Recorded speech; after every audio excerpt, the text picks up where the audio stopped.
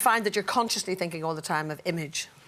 Well, you have to, and of course I've always had a very outrageous image, as you know, which I've enjoyed. We love. Yeah, hopefully. But I have a good time with it myself because I love to wear gaudy clothes, flashy things. In fact, I'm dressed down today. I didn't know we were going to have this nice audience, or I would have wore my beaded, my rhinestones. But I think it's important that if you create an image, which I have through the years, that you try to keep that up. I don't like to go out and people say, "Oh, I saw Dolly Parton. She didn't even look like herself." I'd rather them say, "Oh, I saw Dolly Parton and she was so gaudy." It was awful. But you never made any secret of the fact that, you know, you have a range of wigs, for example, and you have dozens of wigs at home.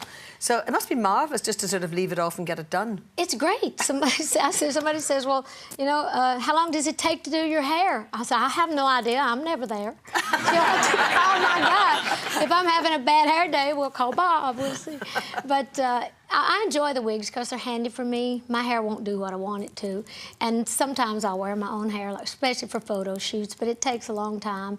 And I just rather just jump in one and have another. If I don't like it, just... Depending on the mood, I guess. Say, "Ooh, I like your hair." I said, "Well, I'll let you wear it sometime." How many do you have at home, do you reckon? I have no idea. I always just say as a joke, 365, because I wear a wig about every day of the year. So I just have different ones, and when I get tired of them, sometimes I'll give them to the hospital for cancer patients, and they can remake them or use them when people lose their hair from chemo. So, and we auction them off, and we rework them. That's very good, actually. Yeah, so actually we make good use of it. You also don't make any secret of the fact that you like the odd little nip and tuck here, which I'm dying to have, but I haven't got the nerve, and I know I need it. Well, if you got the nerve and you got the money and you got the desire, I think if you got something sagging, dragging, and bagging, you should go get it fixed. If you got the guts, go get your guts sucked, if you need to.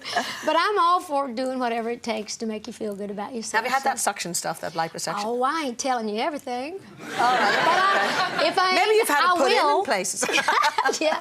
But we love this outfit. But you were telling me just literally before I came in through the door that you call it one of your Dollywood outfits. Yeah, well, I always do Dollywood. You know, we've been in business for 16 years. We always have the big opening, and plus I do commercials and different events there. So I have all these clothes made every spring for different events. And this one is all like hand beaded. This was a couple of years ago. I wore for the opening for one of the Eagles. And, you know, we have a lot of great things that we do at Dollywood. So it makes good use, especially when you're out of the country. See, back home they've seen this. So I thought I'll come over here. And nobody's seen it. Yes, my recycled clothes. But they're great clothes, and I just love them. So I just have the shoes and everything to match. So. Oh, yes, the shoes are all hand-beaded as well. Yeah, they're terrific. You'll love these. I want a close-up of the shoes. Now, this is very swish, to have shoes That's all beaded, too, and it's all in line. These people do this, and this whole dress is like one little bead at a time. That would drive me crazy. But I appreciate them. Oh, that's so sweet. Yeah, they're really, really lovely. You think and let's talk wear about that? Dollywood, because I know you're passionate, and it's a really good business venture, isn't it? Yeah, well, we're going into our 16th season this year, and we're Sweet 16, I guess you could say. But this year we're doing 2 openings. We have our first opening April the 7th and 8th. And of course, the big parade. We're having what we call Festival of Nations. All over the world, they're coming to Dollywood for a month with all their costumes and their foods and just their culture all together. And they're going to be there just out in the streets and everybody taking part, you know, in all that, which will be great. Then on the 19th of May, when the weather warms up a little more, we're opening our $20 million water park, which is our biggest expansion since we started. Is that one of those where, you know, where you swim and all that sort of stuff? Yeah, it's got all the pools, but it's got all these fountains and things coming out of the mountains, all these rides and all the water rides for families. So it's really a beautiful thing. We've tried to make the most of the Smokies and kept as many trees and all the beautiful stuff we could and try to work around it. So it's really going to be a beautiful thing. And is that quite close to where you live anyway, when you're not working? When I was... No, I live in Nashville. That's 200 miles from... But I was born and raised up there around Dollywood. All my people are still up there in Pigeon Forge, Sevierville, Gatlinburg. So, but I go up there a lot. I just kind of get out on the grounds. Nobody knows when I'm stopping in, but I'm definitely always there for the openings, so it's going to be fun. With your work ethic, because, I mean, you still, you know, work away with it, songwriting and making records, singing, Dollywood, you know, I mean, everything. Do you feel that you get your work ethic from your dad, who I know was although it was a poor background, he was a hard worker? My dad was a very hard worker, and I got my talent, my personality, mostly from my mom and my mom's people, because they were all very musical.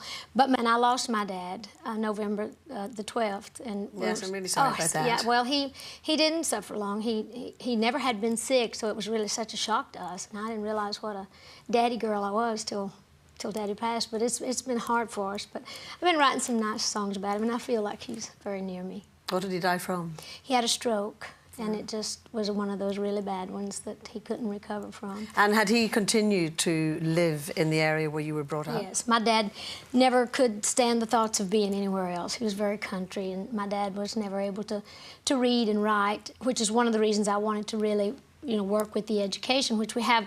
Another thing we have at Dollywood is the Dollywood Foundation, where we work with the kids, not only giving scholarships that we've done for years, but helping all the little kids. Every child born in Sevier County, the area where I was born, they get a book from the day they're born and one a month until they start school. So they learn to love books and learn to read. But my dad, he was so proud of the work I did there, because my dad, even though he couldn't read and write, the smartest person I ever knew, because he had that good old common horse sense, and I'd like to think I got some of that as well. So what was your upbringing like? I mean, as you say, you had lots of music around the house. Your dad's a hard worker. But how poor was it in terms of what you had? Well, we were very poor. There's 12 of us, children, 6 girls and 6 boys. And my mother was only 15. Daddy was 17 when they married. 15? Yeah, she was still in the 7th grade, I think. That was the end of her education. Daddy didn't go to school, so he just hung around the schoolyard, I guess. So I'll take that one. So he goes and gets her. But when Mama was 35 and Daddy was 37, they already had their 12 children. So, that's extraordinary. I'm one of the older ones. I have a sister, 2 brothers older, and then 8 children younger.